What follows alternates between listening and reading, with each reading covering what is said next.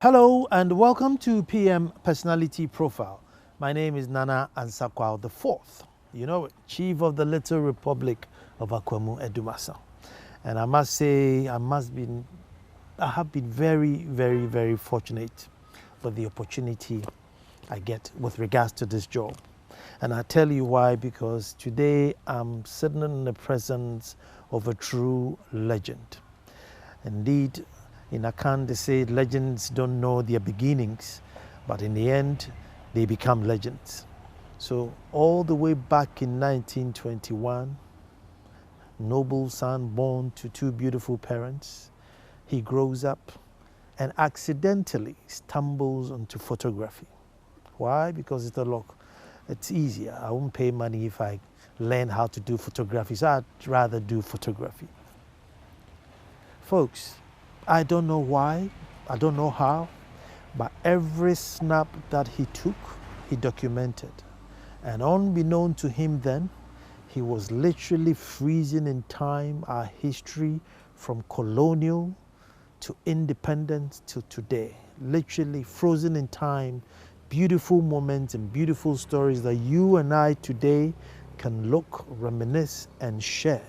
And now being recognized worldwide as a true giant in photography. Folks, when I come back, I am talking to James Barnor. You may not have heard of him, but at 90 years old, he's still going strong. Don't go.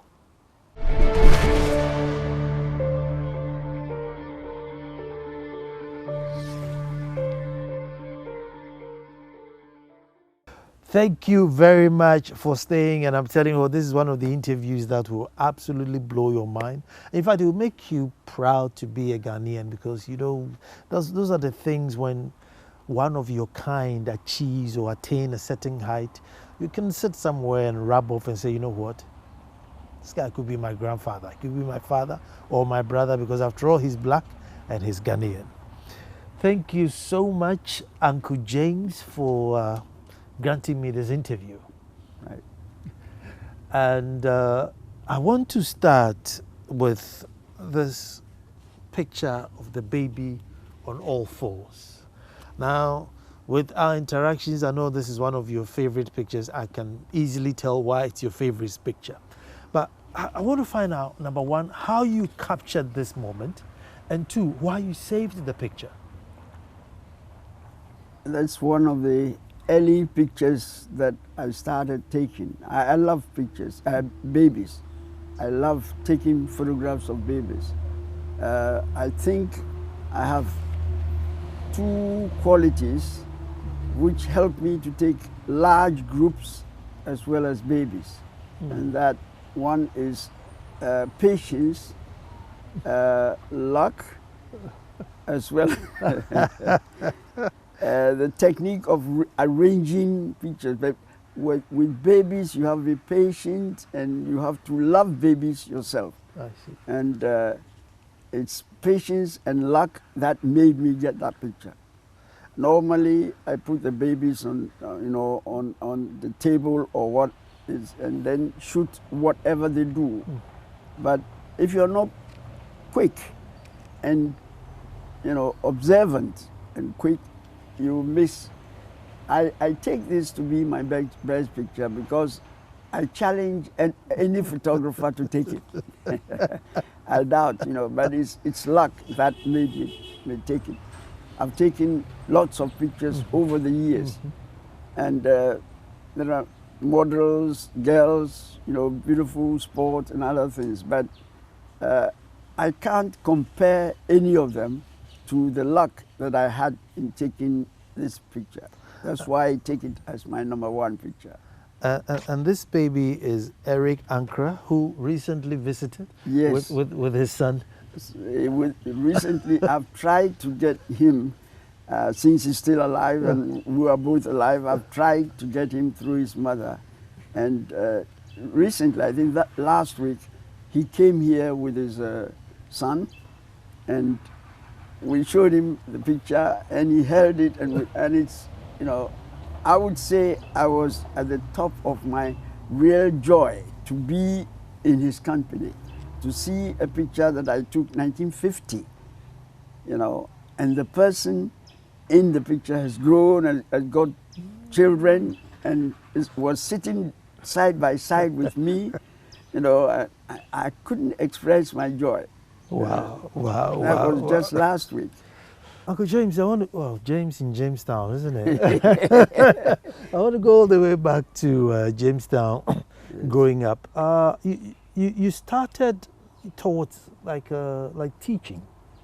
Yes, I was a pupil teacher at St. Mary's Parish School. I see. Yes.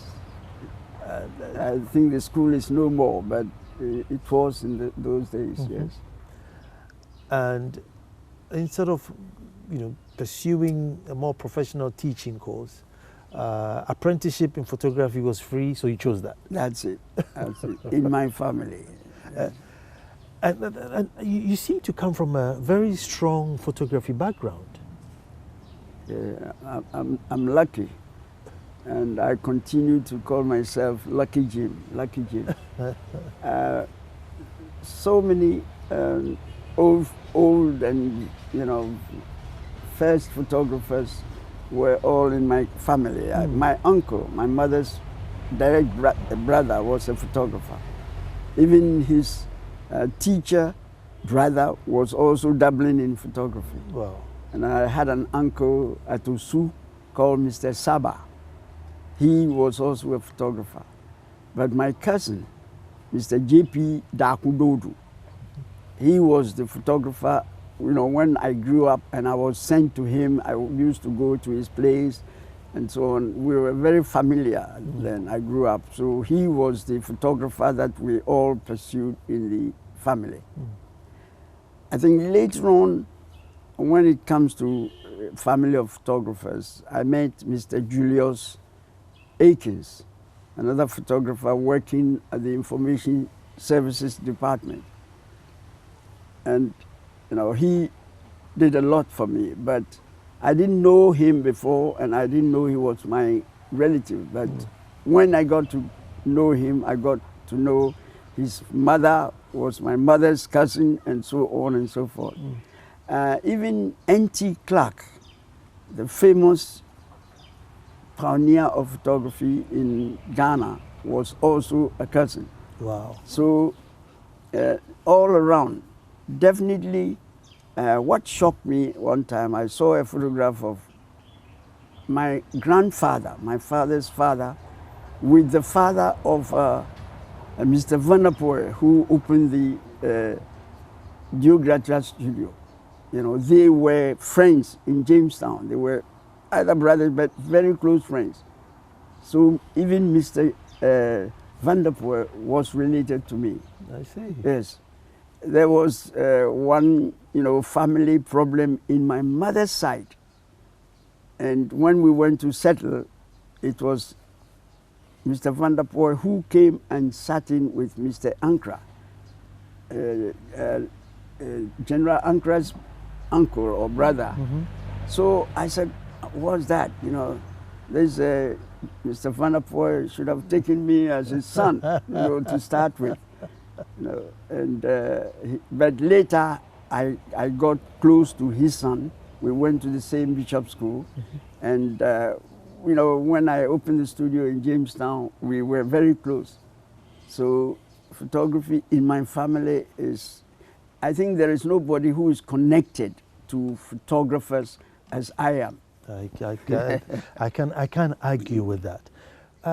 Ever young, photography shop in Jamestown, if Jamestown people can remember it. Yeah.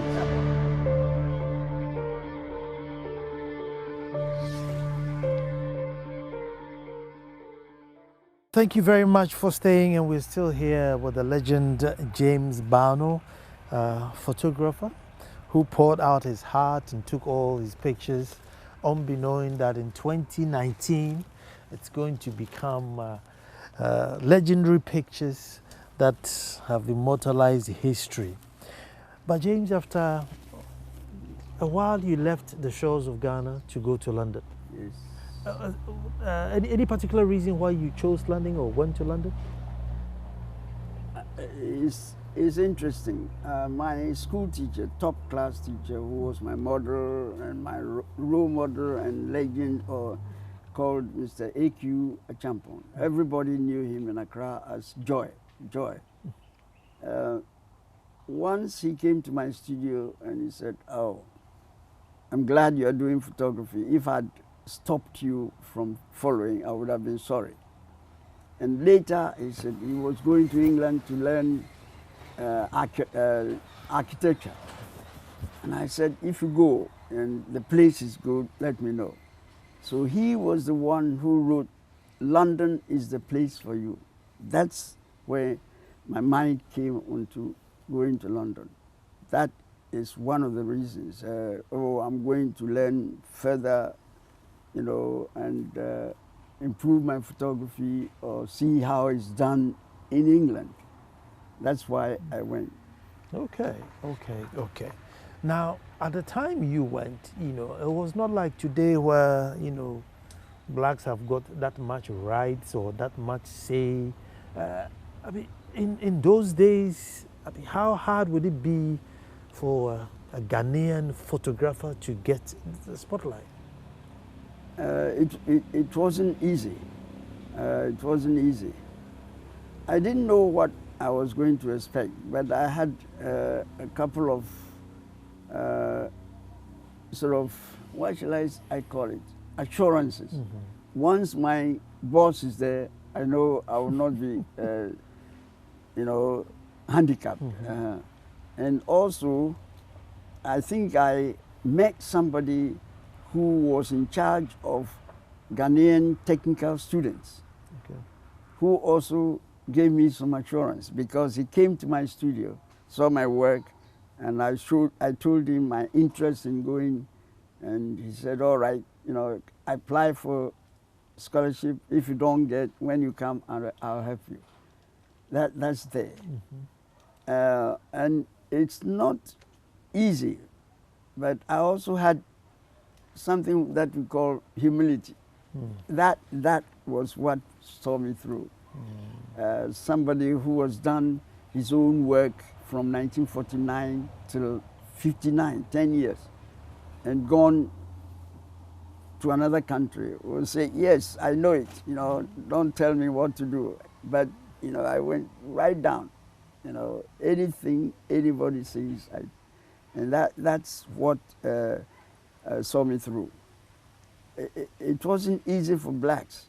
You as a black photographer, you couldn't be in a studio and sort of ask a white or English sitter to turn like that or do this or do a makeup. No, you work in the dark room.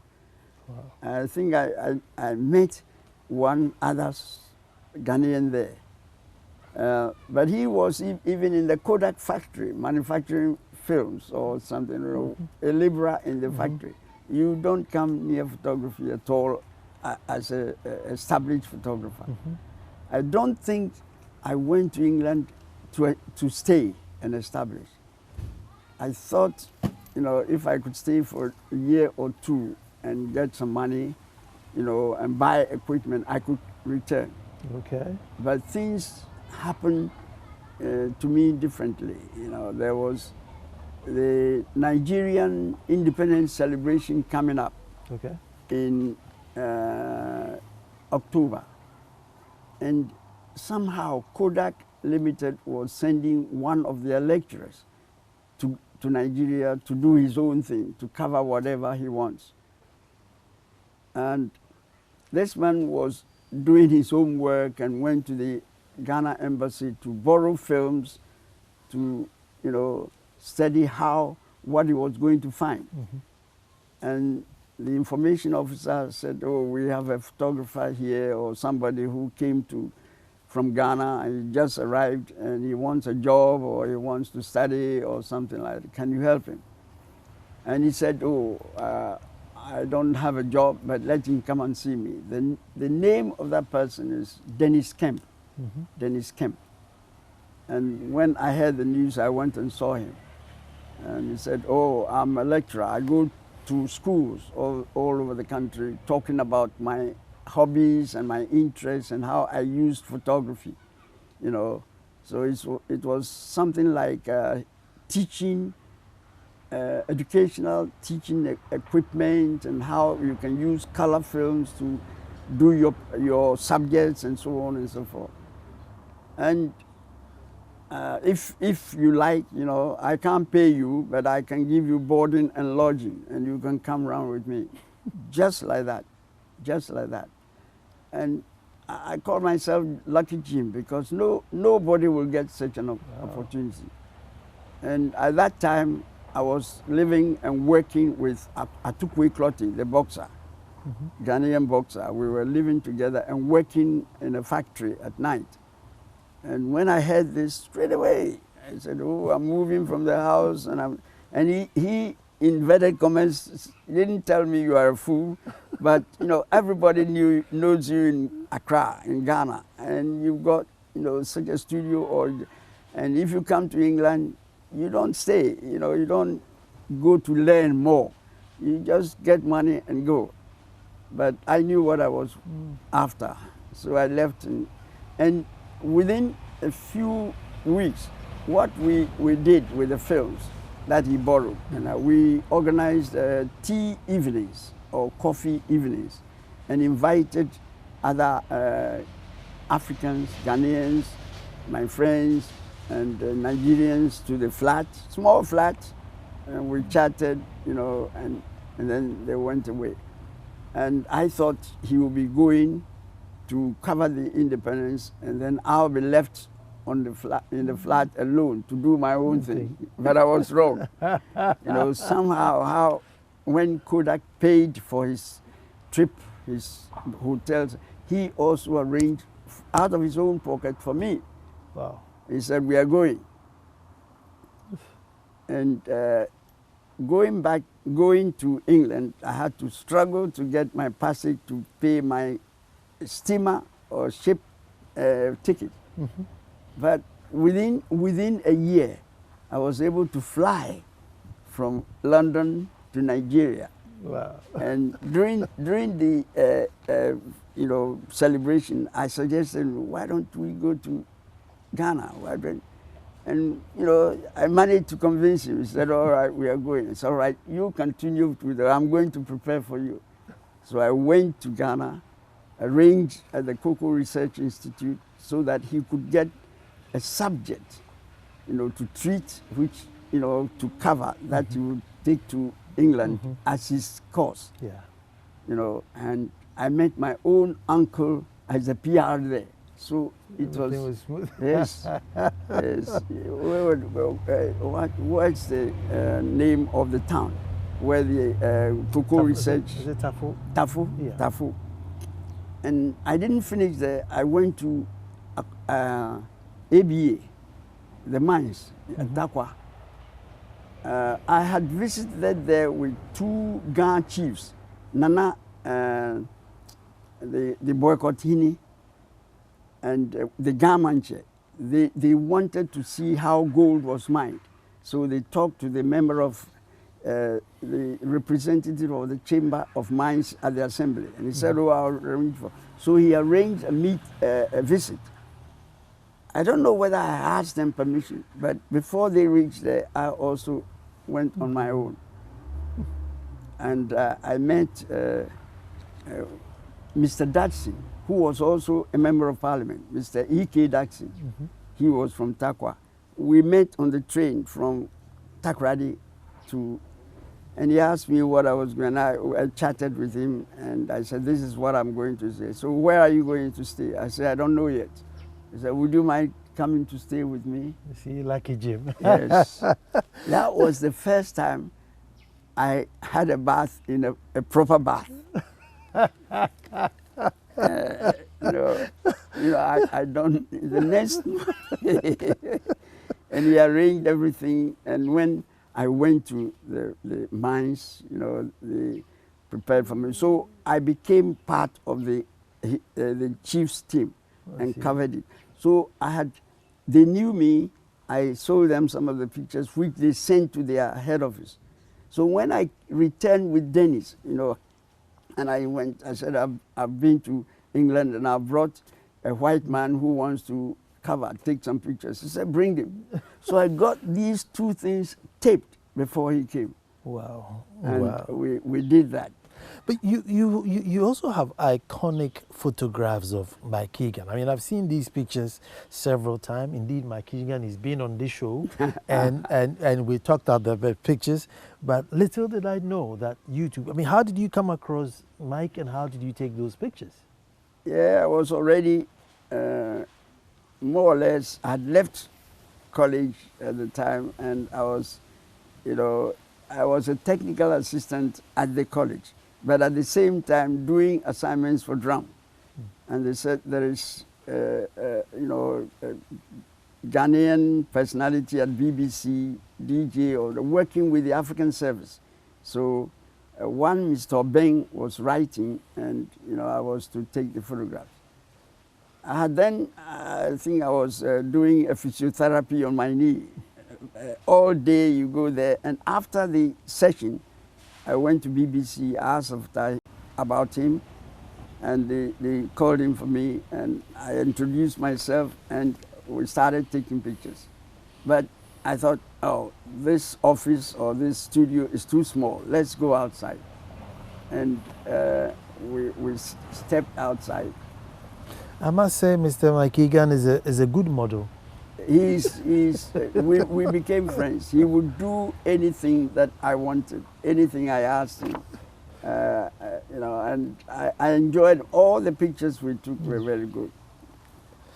Now, when you started photography, obviously pictures were in black and white. The transition from black and white to color, I mean, what was happening then? Were people accepting it, thinking, no, it will work, it won't work? What was the revolution about? For me to get into color was one thing, and then taking color generally, and then even bringing it to Africa was another thing. I was lucky again. Dennis's work was all in color. Yeah. Color transparencies. That was when that was the very first time I came into what they call Kodachrome. Small film. When you take it, you don't develop, nobody developed Kodachrome on its own. It's all sent to Kodak factory to be developed and printed. To be developed and then turned into transparencies. So that was when I was introduced into color. And then I went into color processing laboratory to learn to print color. So that two things about color. And I started doing color. And acceptance of color, it was new at the time, so everybody was into it. When I was in Ghana, I didn't touch color. I'd seen Mr. Akins trying to develop his own Ektachrome, not Kodachrome.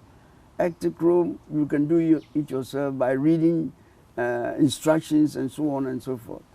And what bothered me was he would start 2 or 3 days buying ice cubes into buckets in his dark room to bring the temperature down to the processing requirement. Wow. And I couldn't afford that, and I didn't have any interest. So I didn't even see how he did his work. Then he was at Lutrot's house, near SUA, Simpson's bookshop, that side. And he was already dabbling in color. And I never touched color at all. So it was in England London that I started the color. Coming back, it was color that brought me back 1970, 71, employed by Kodak, ACFA, to introduce it. And so we started. But it was again a novelty. Everybody wanted to take color. So there wasn't any difficulty. Take a quick break and we'll come back and we'll look at your life in advertising. Some interesting pictures in advertising. Don't go away.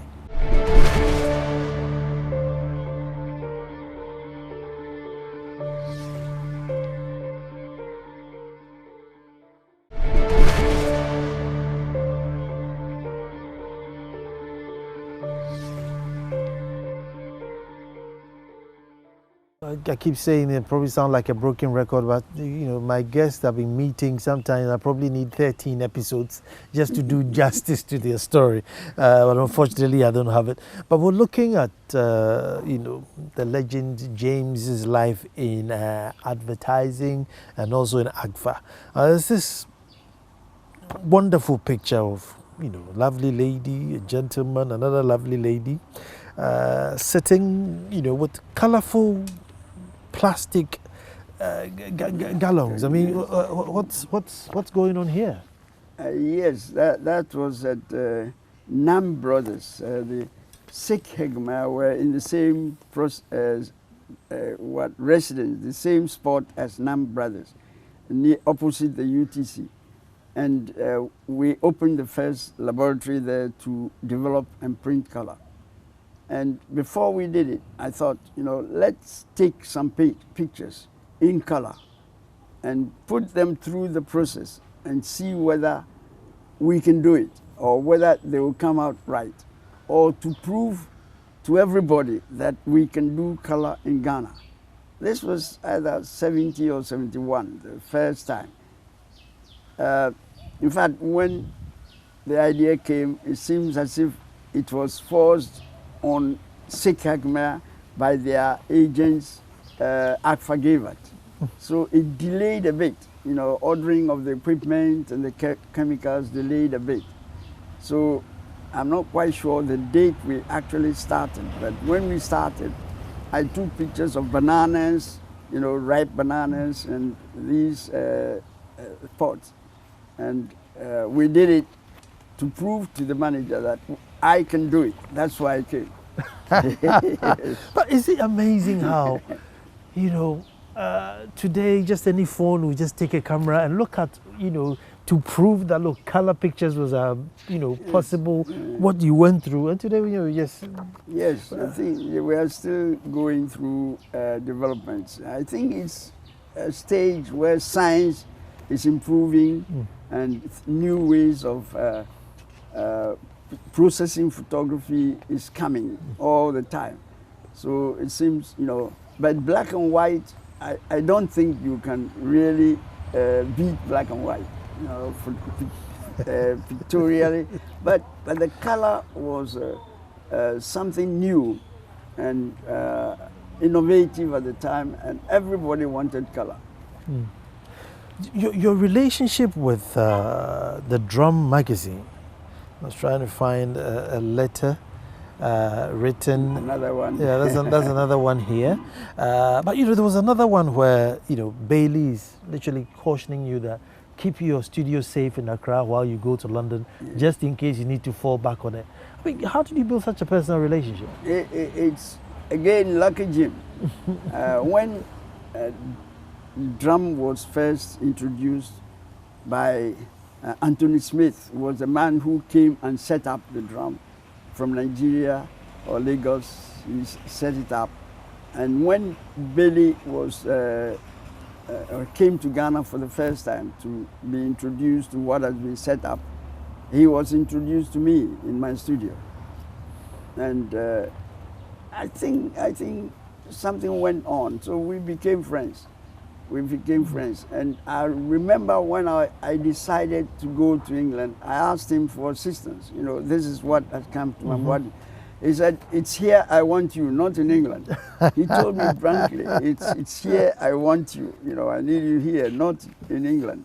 Either we don't publish the drum in England, or, here is where I want you. So I cut it short there. But when later he found that I'd got my own thing, that was when he wrote to me to be careful. For the benefit, let me just quickly go through this. And this was written 15 September 1959. It says, Dear Jim, I should try London first. Remember, competition for jobs is much hotter in England than in Accra. So you must rely on your own initiative. However, if you are stuck, my sister Cecile will endeavor to get you fixed up in Peterborough. I should try the metropolis first. Make quite sure that your arrangement with your studio in Accra are on sound business footing, or you will regret it later. Greetings. Yours sincerely, J.R.A. Bailey. That's it. And that was a big warning. In fact, when I was leaving, it was my intention to leave it. So I had my best friend, photographer friend, somebody who finished before me, and also with whom I worked at the graphic. And somehow I got him from the graphic to come and help me. I would say he was okay, because the aim of my Ever Young was retouching to make you know, and he was better than me. Photoshop, man. Yeah. Today Photoshop has taken over. So I got him and we worked very perfectly. So I wanted to leave the studio, go for 2 years or so and come back. But with this warning, I thought, you know, I need some assurance, some security. But in 63, Bailey writes again. That's so quite intriguing. Says, "Dear Jim, I've just come through Ghana. Things seem to have settled down again. Everybody around your studio asked of you. And since you are not a politician, I think you should discount the political headaches that appear in the newspapers. They don't seem to affect the ordinary man very much, except that money is tight. I look forward to seeing you again one of these days. Do keep in touch with our Fleet Street office. Fleet Street, the technical editor might have some photographs which need taking. Best wishes." Babe. You see, that one reason why one needs to keep these things for, because this letter, I would say, or this advice, is still today. Political headache, money is tight, you know, you are not a politician, so forget about it, and so on. Right now, Relevant today. And this is from a foreigner, you know, so what do we think? You know, it's anyway, I was very close to him, and I was close to drum. And you can see how much drum needs me as much as perhaps I need them. But the thing that I was lucky that everywhere I passed in London, even though black, I was all right. You know, I didn't need the earth, but anything I got, I went on with. You know, when I didn't get a job, I did factory work. When I got to be an apprentice to a lecturer, I went in, you know, and he was the one, when we returned from Ghana, he took me to, I think, the Royal Albert Hall. There was a big exhibition, photographic exhibition, and I saw color really advertised, you know, exhibition of color, big prints. So I left him and went there. I didn't know that the person on the stand was the proprietor. And I said, I would like to learn color. I would like to do this. And he looked at me and said, "Where do you come from?" And I said, "Ghana." And he said, "Do you know Mr. C.Q. Thompson?" He asked me straight away, "Do you know Mr. C.Q. Thompson?" And C.Q. Thompson was the first Ghanaian who took over the, you know, the photograph information services, because first they were English photographers, but the first Ghanaian to be the head of it was C.Q. Thompson. And I said, "Yes, he's my friend. I took a photograph of him before he came to England. So then you can come." Straight away, that color exhibition, I met the proprietor. "Do you know something? This man?" I said, "Yes." He must have showed some Ghanaian meekness to be remembered and to be liked. And even for another Ghanaian to be, you know, compared to him. And he gave me his card and showed me the train to take from Victoria to Oxted and then take a bus. The day we are fixed, there was a car waiting for me at Oxted station. And I had VIP treatment at the factory to see, you know, a laboratory. That was the first time. So things went on like that, you know, and then first I started traveling from London to the place, and then I moved to Westram, near there, and started. And then the same Dennis Kemp, who helped me to get this, said, "No, you must go to school." you know, when I was getting into the color, he said, you must go to school. Somebody would say, I've done 10 years. The color would do me better. I said, okay. Ghanaian information department was sending their photographers to Guildford School of Art at that time. All the Ghanaian photographers who were being sent were sent there. So I applied to that place, but it was midterm. Somewhat they couldn't. So they said next year. But one of the workers knew about the Medway College of Art and gave me the address. So quickly I applied to there to using the address of the color processing laboratory. They called me straight away. Wow, wow. Now on your 80th birthday, you finally saw like all of a sudden all the doors are opening and you have an exhibition at the Harvard University. Yes. Yeah, that's another thing altogether. From forever young in Jamestown straight to Harvard University. I mean, that was a pleasant shock. You know, I had good pimples. I was planning my own. I was having my own birthday, 80th birthday, and my agent came and said, we've got approval to show your work at Harvard University. I said, no, you are kidding. Wow. I said, yes. And she showed me samples of pictures that they've selected to design and put up. I had good pimples. I said, look, I didn't go to a secondary school, Bishop School, 1945, and then I started teaching, and then photography, and so I didn't go. How is it my work, a Ghanaian or African's work, will be shown at the highest institution? I really was pleased. Wow. I was pleased. Wow. But, do you think you have been recognized too late? God's time is the best. My grandfather used to say, but it was on my 80th birthday, and that was sometime. But in England, I used to use my birthday to show my film, my pictures. So, say I'm going to put at an exhibition. And luckily, I've had venues offered. Recently, my children wanted to, my last birthday, they were looking for a place, and £1,000 to get a place to do what you want. It's expensive, but I'm always getting free place. Sometimes they sponsor and provide refreshment as well. Look at that. Look and at so this £1,000, I heard of it, but I didn't mind, because they were doing it. I said, what we'll do in Paris will be enough. He said, no, this means a lot to us. I was like, go on. Okay. And a friend of mine went to ask at one gallery in London, and it was the gallery that I made an exhibition in London for the last time. Wow. And they knew it was me. I said, all right, you can have it. And when I went there and they asked me, I said yes. They added the yard in addition to the gallery. To the gallery. Yes. Aren't you blessed? My children, 1,000, and now I'm getting it free. That's me and my birthdays.